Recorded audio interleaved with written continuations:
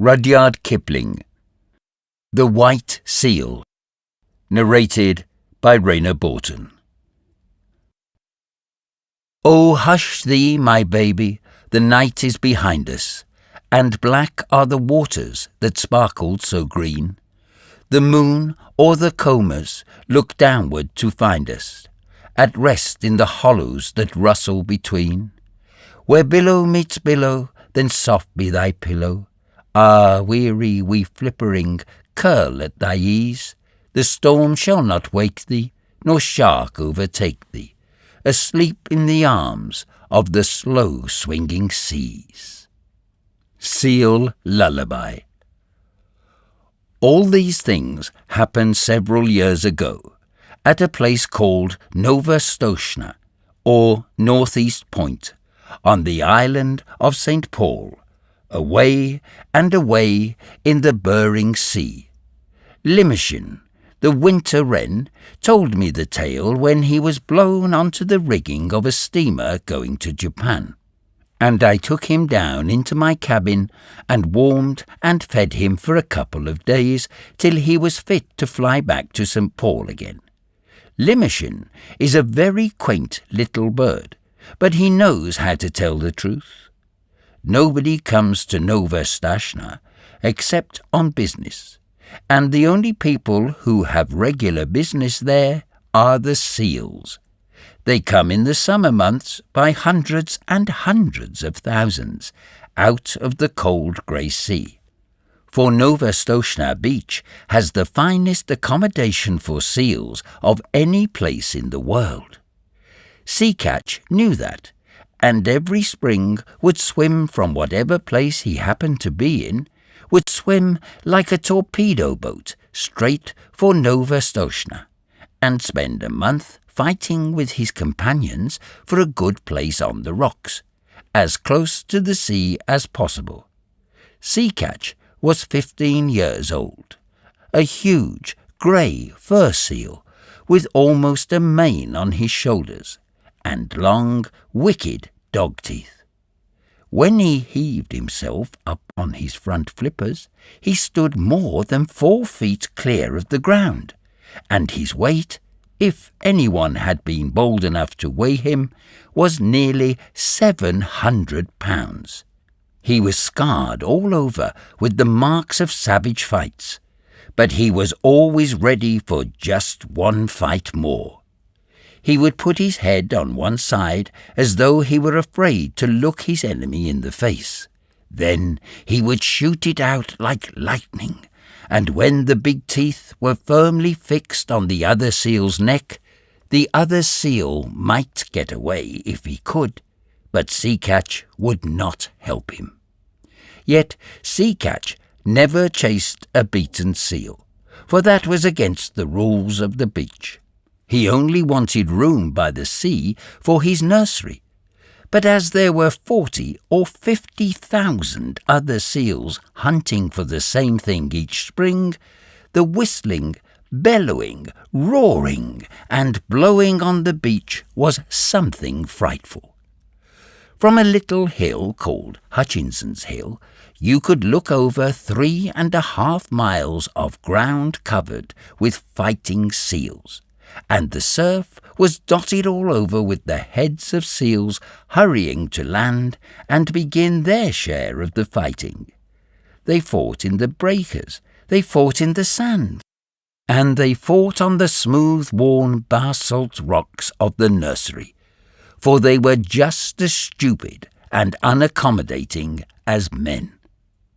Their wives never came out to the island until late in May or early in June, for they did not care to be torn to pieces, and the young 2-, 3-, and 4-year-old seals who had not begun housekeeping went inland about half a mile through the ranks of the fighters and played about on the sand dunes in droves and legions and rubbed off every single green thing that grew.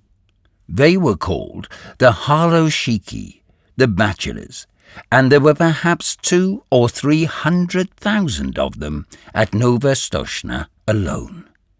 Seacatch had just finished his 45th fight one spring, when Mac-Her, his soft, sleek, gentle-eyed wife, came up out of the sea, and he caught her by the scruff of the neck and dumped her down on his reservation, saying gruffly, "Late as usual, where have you been?"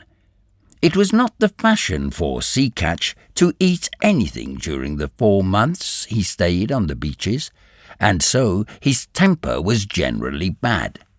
Mac-Her knew better than to answer back.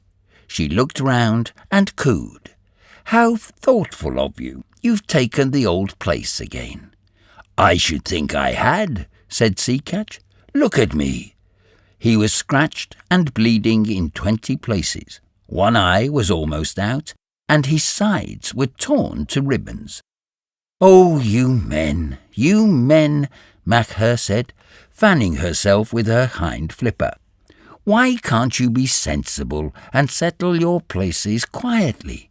You look as though you had been fighting with the killer whale."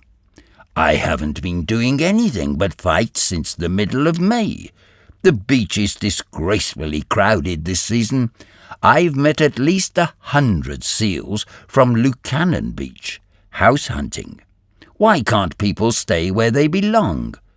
I've often thought we should be much happier if we hauled out at Otter Island instead of this crowded place," said Mac-Her. "Bah! Only the Harloshiki go to Otter Island. If we went there, they would say we were afraid. We must preserve appearances, my dear." Sea Catch sunk his head proudly between his fat shoulders and pretended to go to sleep for a few minutes. But all the time he was keeping a sharp lookout for a fight. Now that all the seals and their wives were on the land, you could hear their clamour miles out to sea above the loudest gales. At the lowest counting, there were over 1 million seals on the beach.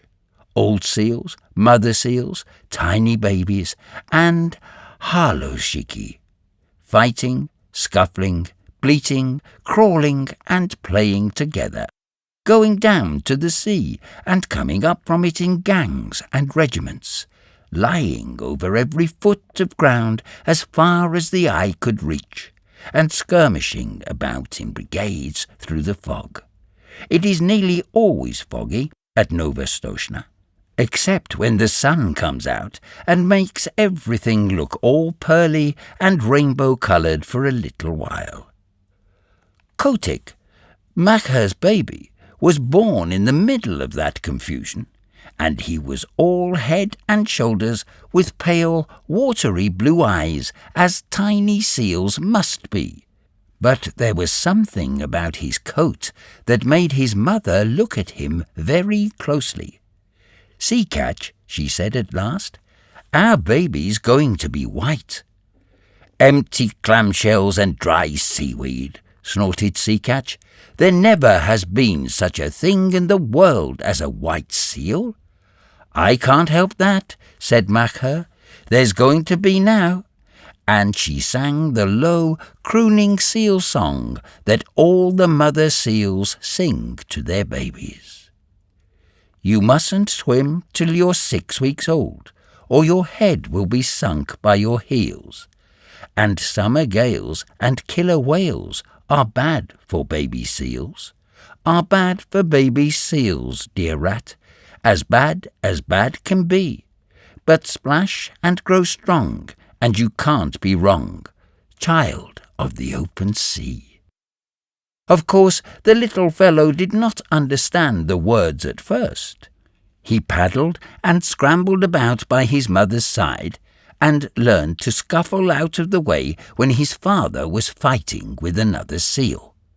And the two rolled and roared up and down the slippery rocks. Mac-Her used to go to sea to get things to eat, and the baby was fed only once in 2 days.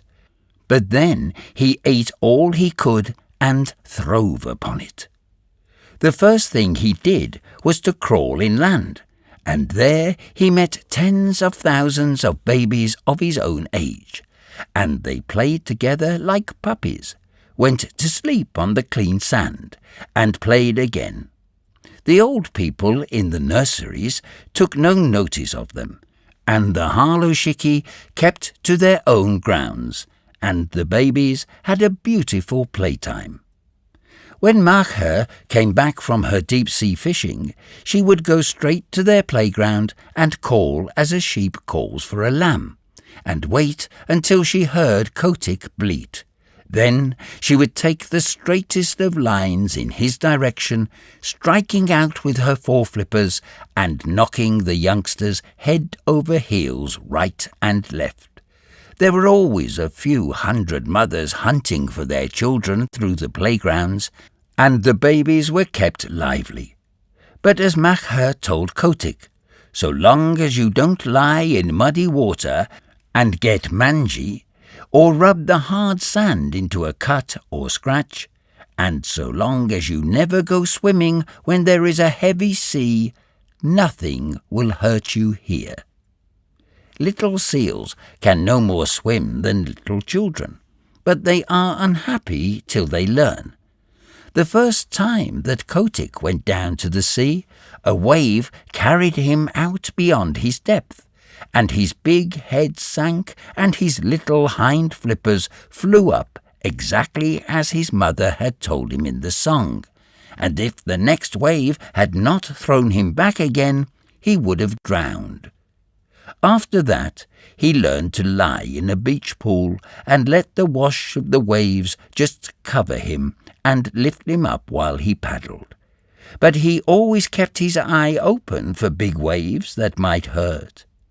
He was 2 weeks learning to use his flippers, and all that while he floundered in and out of the water and coughed and grunted and crawled up the beach and took catnaps on the sand and went back again until at last he found that he truly belonged to the water.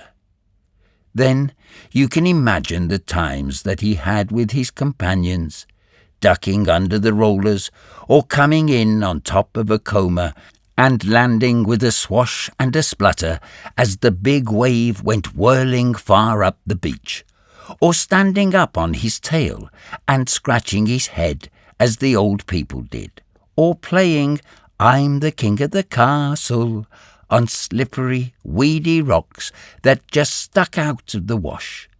Now and then he would see a thin fin, like a big shark's fin, drifting along close to shore, and he knew that that was the killer whale, the grampus, who eats young seals when he can get them, and Kotick would head for the beach like an arrow, and the fin would jig off slowly as if it were looking for nothing at all. Late in October, the seals began to leave St. Paul's for the deep sea, by families and tribes, and there was no more fighting over the nurseries, and the Harloshiki played anywhere they liked. "Next year," said Macher to Kotick, "you will be a Harloshiki, but this year you must learn how to catch fish." They set out together across the Pacific, and Macher showed Kotick how to sleep on his back with his flippers tucked down by his side and his little nose just out of the water. No cradle is so comfortable as the long, rocking swell of the Pacific. When Kotick felt his skin tingle all over, Macher told him he was learning the feel of the water, and that tingly, prickly feelings meant bad weather was coming, and he must swim hard and get away. "In a little time," she said, "you'll know where to swim to, but just now we'll follow Sea Pig, the porpoise, for he is very wise." A school of porpoises were ducking and tearing through the water, and little Kotick followed them as fast as he could. "How do you know where to go?" he panted. The leader of the school rolled his white eye and ducked under. "My tail tingles, youngster," he said. "That means there's a gale behind me. Come along when you're south of the sticky water, he meant the equator. And your tail tingles, that means there's a gale in front of you and you must head north. Come along, the water feels bad here. This was one of very many things that Kotick learned, and he was always learning.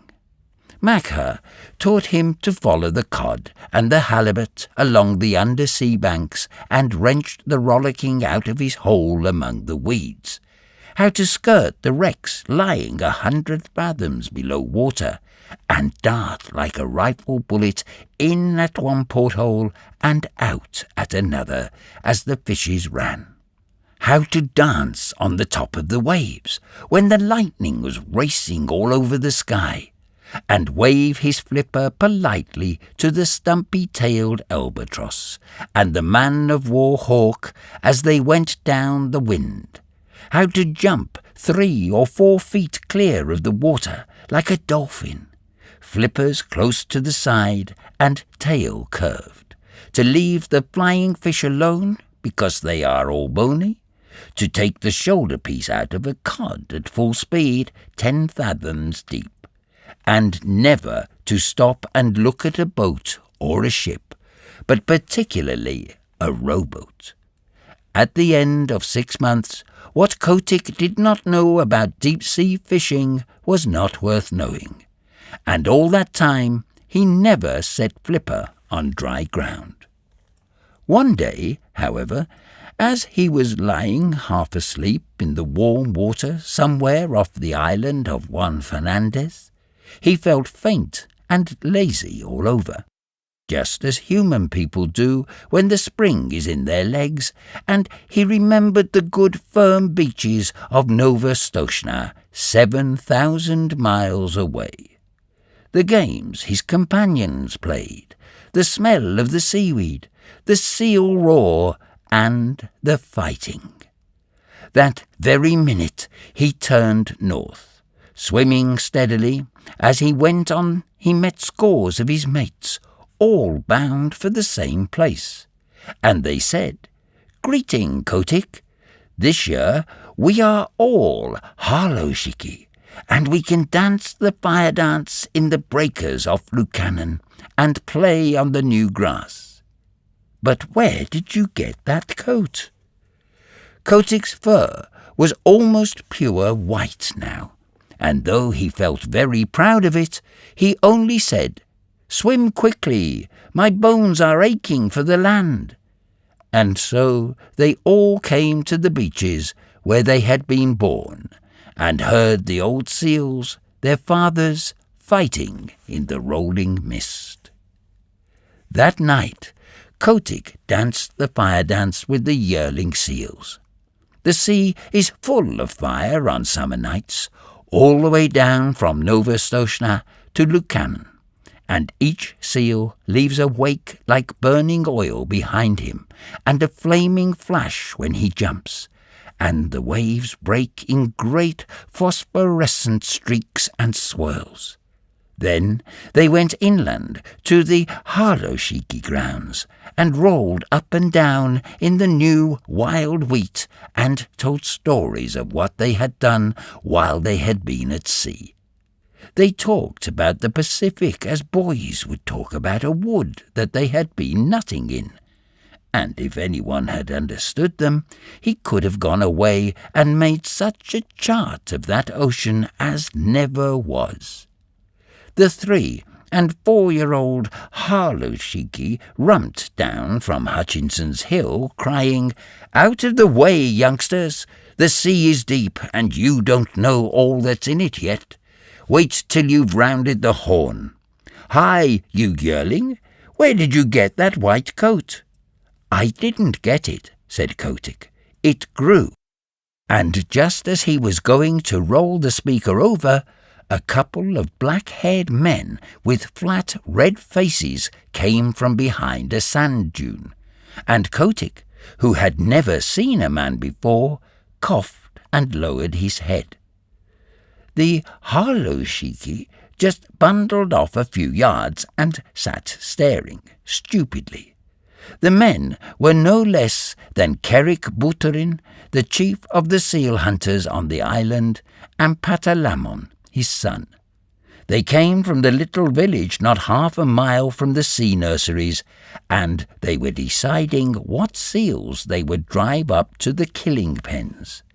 For the seals were driven just like sheep, to be turned into sealskin jackets later on. "Ho!" said Patalamon. "Look, there's a white seal." Kerik Buterin turned nearly white under his oil and smoke, for he was an Aluit, and Aluits are not clean people. Then he began to mutter a prayer. "Don't touch him, Patalamon. There has never been a white seal since I was born. Perhaps it is old Zarahov's ghost. He was lost last year in the big gale." "I'm not going near him," said Patalamon. "He's unlucky. Do you really think he is old Zaharov come back? I owe him for some gulls' eggs." "Don't look at him," said Kerik. "Head off that drove of 4-year-olds. The men ought to skin 200 today, but it's the beginning of the season, and they are new to the work. 100 will do. Quick!" Patalamon rattled a pair of seal's shoulder bones in front of a herd of harloshiki, and they stopped dead, puffing and blowing. Then he stepped near, and the seals began to move, and Kerik headed them inland, and they never tried to get back to their companions.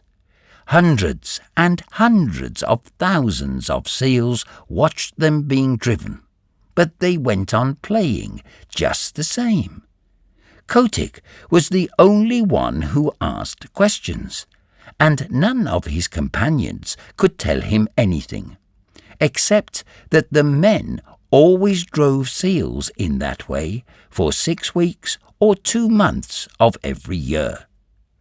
"I am going to follow," he said, and his eyes nearly popped out of his head as he shuffled along in the wake of the herd.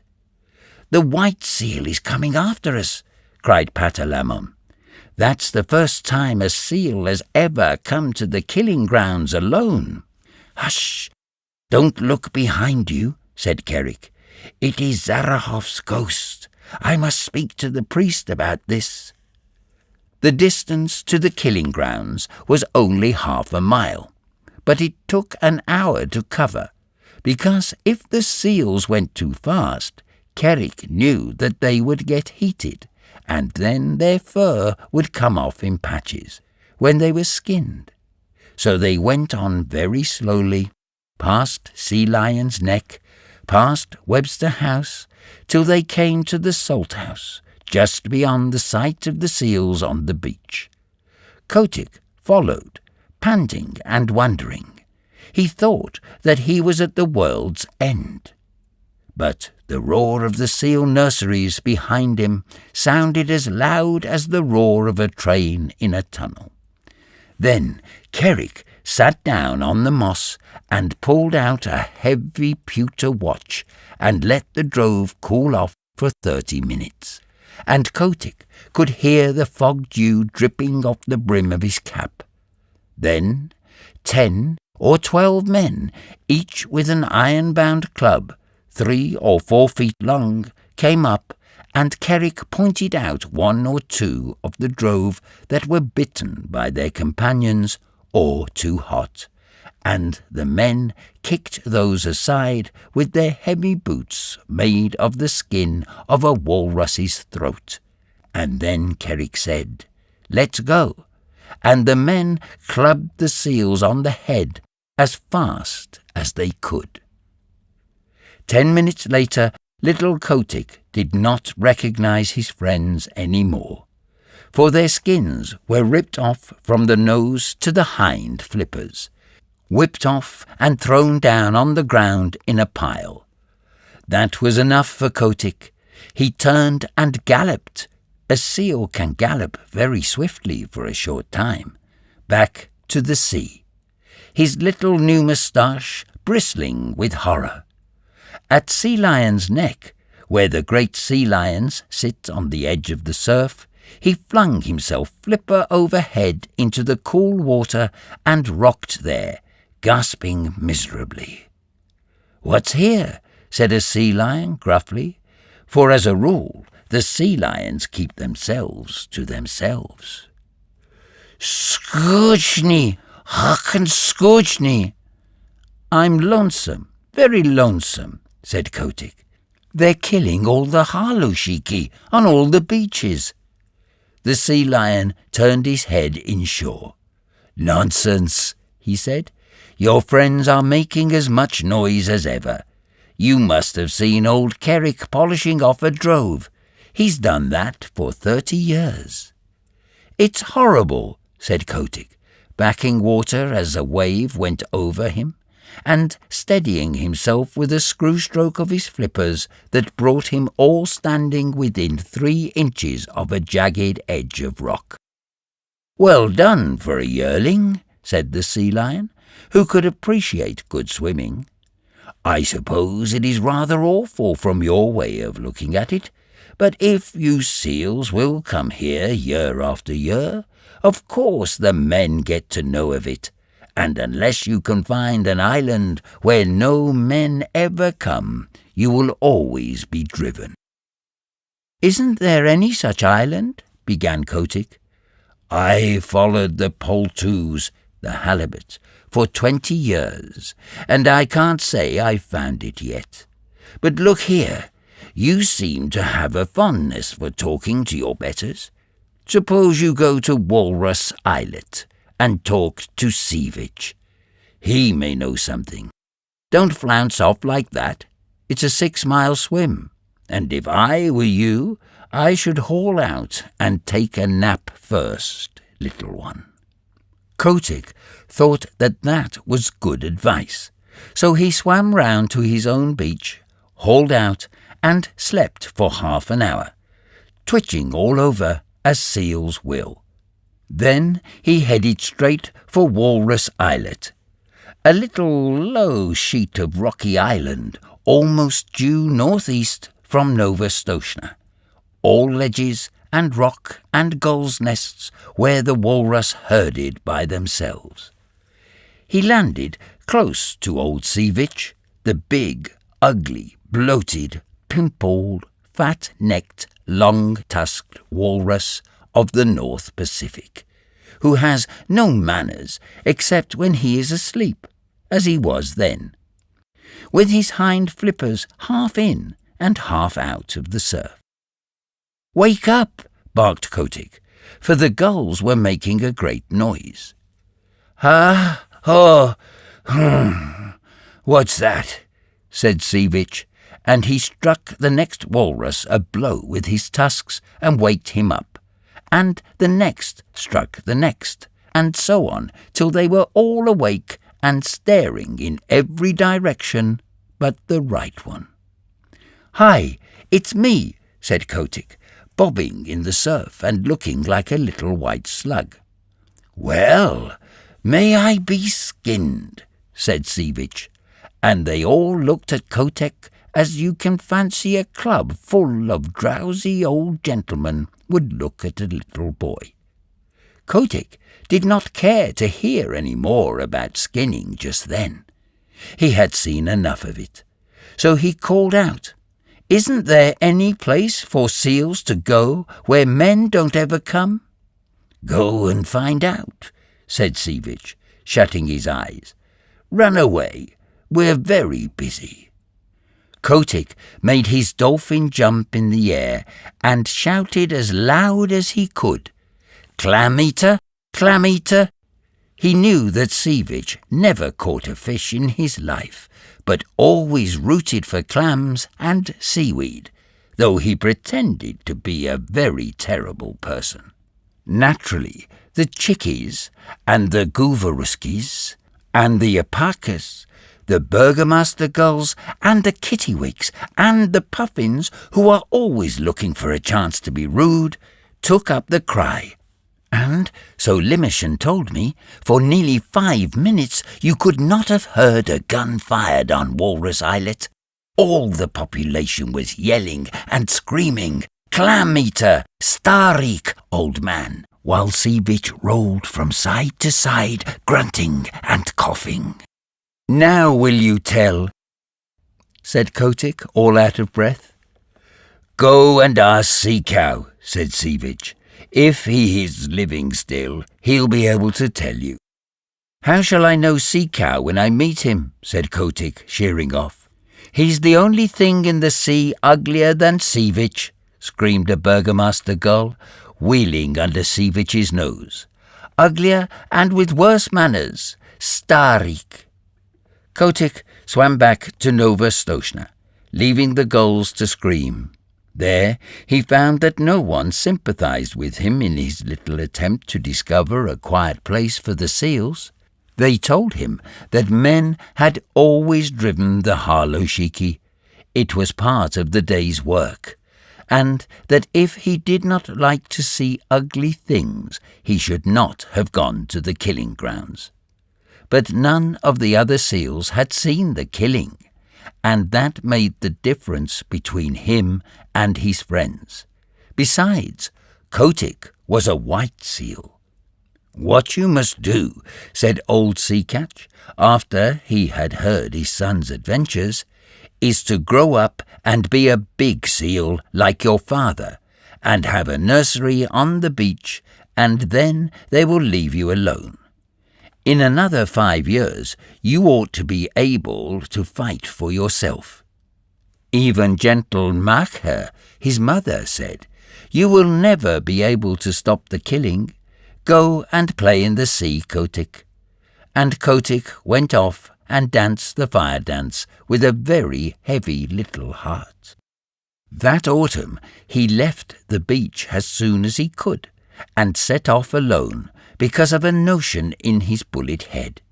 He was going to find Sea Cow, if there was such a person in the sea, and he was going to find a quiet island with good, firm beaches for seals to live on, where men could not get at them. So he explored and explored by himself from the North to the South Pacific, swimming as much as 300 miles in a day and a night. He met with more adventures than can be told, and narrowly escaped being caught by the basking shark, and the spotted shark, and the hammerhead. And he met all the untrustworthy ruffians that loaf up and down the seas, and the heavy polite fish, and the scarlet spotted scallops that are moored in one place for hundreds of years, and grow very proud of it.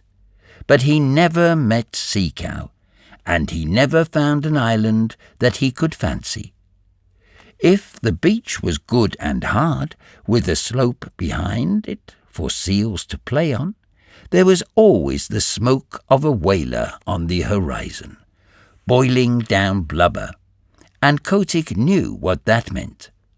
Or else he could see that seals had once visited the island and been killed off, and Kotick knew that where men had come once, they would come again. He picked up with an old stumpy-tailored albatross, who told him that Kerguelen Island was the very place for peace and quiet, and when Kotick went down there, he was all but smashed to pieces against some wicked black cliffs in a heavy sleet storm with lightning and thunder.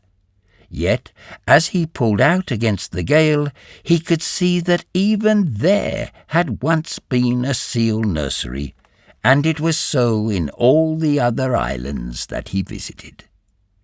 Limmershin gave a long list of them, for he said that Kotick spent 5 seasons exploring, with a 4 months' rest each year at Nova Stoshna.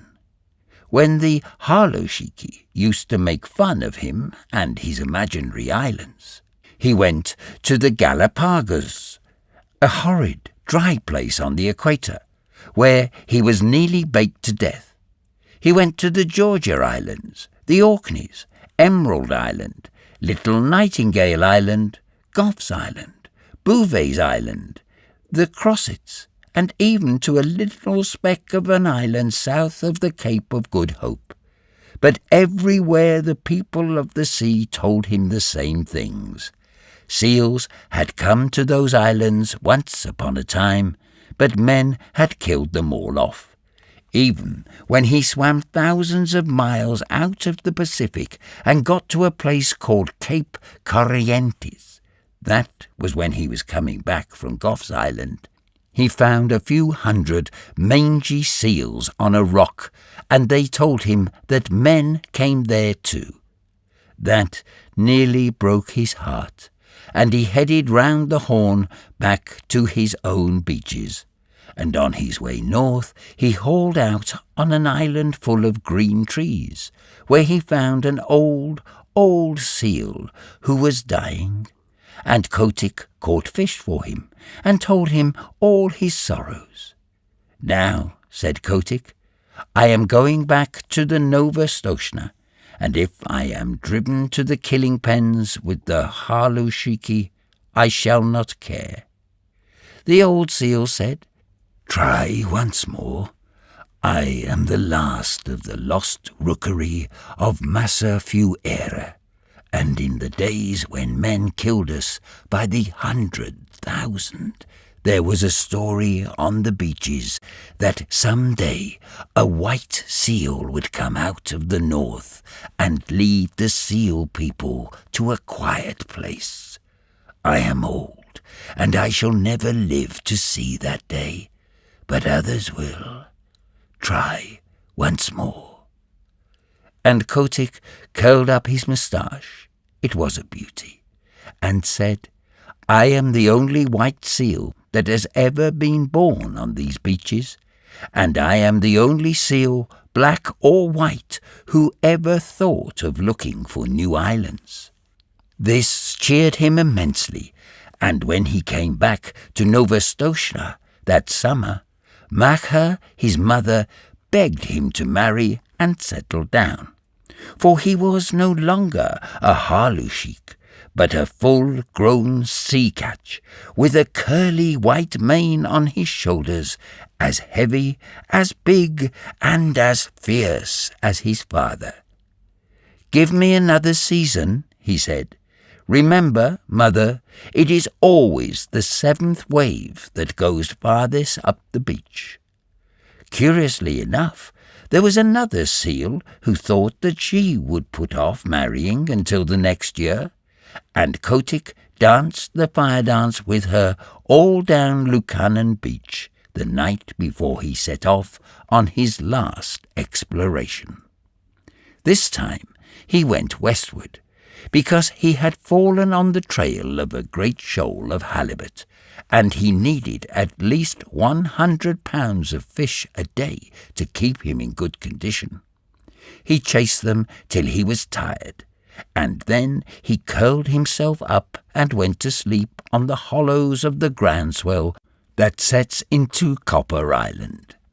He knew the coast perfectly well, so about midnight, when he felt himself gently bumped on a weed bed, he said, "Tide's running strong tonight," and turning over underwater, opened his eyes slowly and stretched. Then he jumped like a cat, for he saw huge things nosing about in the shoal water and browsing on the heavy fringes of the weeds. "By the great combers of Magellan," he said, beneath his moustache, "who in the deep sea are these people?" They were like no walrus, sea lion, seal, bear, whale, shark, fish, squid, or scallop that Kotick had ever seen before. They were between 20 and 30 feet long, and they had no hind flippers, but a shovel-like tail that looked as if it had been whittled out of wet leather. Their heads were the most foolish-looking things you ever saw, and they balanced on the ends of their tails in deep water when they weren't grazing, bowing solemnly to each other and waving their front flippers as a fat man waves his arms. "Ahem," said Kotick. "Good sport, gentlemen." The big things answered by bowing and waving their flippers like the frog footman. When they began feeding again, Kotick saw that their upper lip was split in 2 pieces, that they could twitch apart about a foot and bring together again with a whole bushel of seaweed between the splits. They tucked the stuff into their mouths and chumped solemnly. "Messy style of feeding, that," said Kotick. They bowed again, and Kotick began to lose his temper. "Very good," he said. "If you do happen to have an extra joint in your front flipper, you needn't show off so. I see you bow gracefully, but I should like to know your names." The split lips moved and twitched, and the glassy green eyes stared, but they did not speak. "Well," said Kotick, "you're the only people I've ever met uglier than Seevich, and with worse manners." Then he remembered in a flash what the Burgomaster Gull had screamed to him when he was a little yearling at Walrus Islet, and he tumbled backward in the water, for he knew that he had found Sea Cow at last. The sea cows went on schlooping and grazing and chumping in the weed, and Kotick asked them questions in every language that he had picked up in his travels, and the sea people talk nearly as many languages as human beings. But the sea cows did not answer, because Sea Cow cannot talk. He has only 6 bones in his neck, where he ought to have 7, and they say under the sea that prevents him from speaking, even to his companions. But, as you know, he has an extra joint in his foreflipper, and by waving it up and down and about, he makes what answers to a sort of clumsy telegraphic code. By daylight, Kotick's mane was standing on end, and his temper was gone where the dead crabs go. Then the sea cow began to travel northward very slowly, stopping to hold absurd bowing councils from time to time, and Kotick followed them, saying to himself, "People who are such idiots as these would have been killed long ago if they hadn't found out some safe island. And what is good enough for the sea cow is good enough for the sea catch. All the same, I wish they'd hurry." It was weary work for Kotick. The herd never went more than 40 or 50 miles a day, and stopped to feed at night, and kept close to the shore all the time, while Kotick swam round them, and over them, and under them, but he could not hurry them up 1/2 mile. As they went farther north, they had a bowing council every few hours, and Kotick nearly bit off his moustache with impatience, till he saw that they were following up a warm current of water, and then he respected them more. One night they sank through the shiny water, sank like stones, and for the first time since he had known them, began to swim quickly. Kotick followed, and the pace astonished him, for he never dreamed that Sea Cow was anything of a swimmer. They headed for a cliff by the shore, a cliff that ran down into deep water and plunged into a dark hole at the foot of it, 20 fathoms under the sea. It was a long, long swim, and Kotick badly wanted fresh air before he was out of the dark tunnel they led him through. "My wig," he said when he rose, gasping and puffing into open water at the farther end. It was a long drive, but it was worth it. The sea cows had separated, and were browsing lazily along the edges of the finest beaches that Kotick had ever seen. There were long stretches of smooth, worn rock running for miles, exactly fitted to make seal nurseries, and there were playgrounds of hard sand sloping inland behind them, and there were rollers for seals to dance in, and long grass to roll in, and sand dunes to climb up and down, and, best of all, Kotick knew by the feel of the water, which never deceives a true sea catch, that no man had ever come there. The first thing he did was to assure himself that the fishing was good, and then he swam along the beaches and counted up the delightful low sandy islands half hidden in the beautiful rolling fog. Away to the northward, out to sea, ran a line of bars and shoals and rocks that would never let a ship come within 6 miles of the beach. And between the islands and the mainland was a stretch of deep water that ran up to the perpendicular cliffs, and somewhere below the cliffs was the mouth of the tunnel. "It's Nova Scotia over again, but 10 times better," said Kotick. "Sea Cow must be wiser than I thought. Men can't come down the cliffs, even if there were any men, and the shoals to seaward would knock a ship to splinters. If any place in the sea is safe, this is it." He began to think of the seal he had left behind him, but though he was in a hurry to go back to Nova Scotia, he thoroughly explored the new country, so that he would be able to answer all questions. Then he dived and made sure of the mouth of the tunnel and raced through to the southward. No one but a sea cow or a seal would have dreamed of there being such a place, and when he looked back at the cliffs, even Kotick could hardly believe that he had been under them.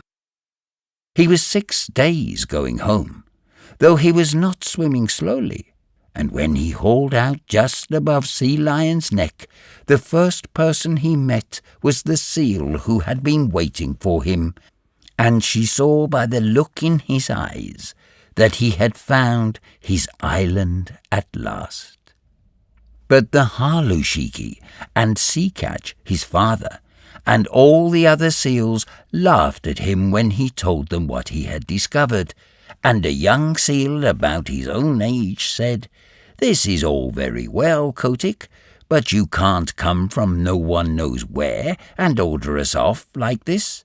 Remember, we've been fighting for our nurseries, and that's a thing you never did. You preferred prowling about in the sea."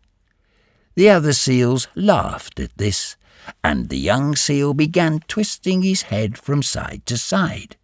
He had just married that year, and was making a great fuss about it. "I've no nursery to fight for," said Kotick. "I only want to show you all a place where you will be safe. What's the use of fighting?" "Oh, if you're trying to back out, of course I've no more to say," said the young seal with an ugly chuckle. "Will you come with me if I win?" said Kotick, and a green light came into his eye, for he was very angry at having to fight at all. "Very good," said the young seal carelessly. "If you win, I'll come." He had no time to change his mind, for Kotick's head was out and his teeth sunk in the blubber of the young seal's neck. Then he threw himself back on his haunches and hauled his enemy down the beach, shook him and knocked him over. Then Kotick roared to the seals, "I've done my best for you these 5 seasons past. I've found you the island where you'll be safe. But unless your heads are dragged off your silly necks, you won't believe. I'm going to teach you now. Look out for yourselves." Limousin told me that never in his life, and Limousin sees 10,000 big seals fighting every year, never in all his little life did he see anything like Kotick's charge into the nurseries. He flung himself at the biggest sea catch he could find, caught him by the throat, choked him and bumped him and banged him till he grunted for mercy, and then threw him aside and attacked the next. You see, Kotick had never fasted for 4 months, as the big seals did every year, and his deep-sea swimming trips kept him in perfect condition. And, best of all, he had never fought before. His curly white mane stood up with rage, and his eyes flamed, and his big dog teeth glistened, and he was splendid to look at. Old Sea Catch, his father, saw him tearing past, hauling the grizzled old seals about as though they had been halibut, and upsetting the young bachelors in all directions. And Sea Catch gave a roar and shouted, "He may be a fool, but he is the best fighter on the beaches. Don't tackle your father, my son. He's with you." Kotick roared in answer, and old Sea Catch waddled in with his moustache on end, blowing like a locomotive, while Macher and the seal that was going to marry Kotick cowered down and admired their menfolk. It was a gorgeous fight, for the two fought as long as there was a seal that dared lift up his head, and when there were none, they paraded grandly up and down the beach side by side, bellowing. At night, just as the northern lights were winking and flashing through the fog, Kotick climbed a bare rock and looked down on the scattered nurseries and the torn and bleeding seals. "Now," he said, "I've taught you your lesson." "My wig," said old Sea Catch, boosting himself up stiffly, for he was fearfully mauled. "The killer whale himself could not have cut them up worse. Son, I'm proud of you, and what's more, I'll come with you to your island, if there is such a place. Here, you fat pigs of the sea, who comes with me to the sea cow's tunnel? Answer, or I shall teach you again," roared Kotick. There was a murmur like the ripple of the tide all up and down the beaches. "We will come," said thousands of tired voices.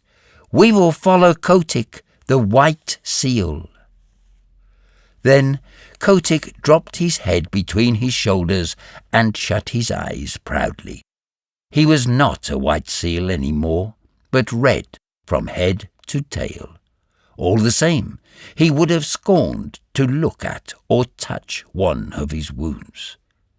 A week later, he and his army, nearly 10,000 harlow-shiki and old seals, went away north to the sea cow's tunnel, Kotick leading them, and the seals that stayed at Nova Scotia called them idiots. But next spring, when they all met off the fishing banks of the Pacific, Kotick's seals told such tales of the new beaches beyond Sea Cow's tunnel that more and more seals left Nova Scotia. Of course, it was not all done at once, for the seals are not very clever, and they need a long time to turn things over in their minds.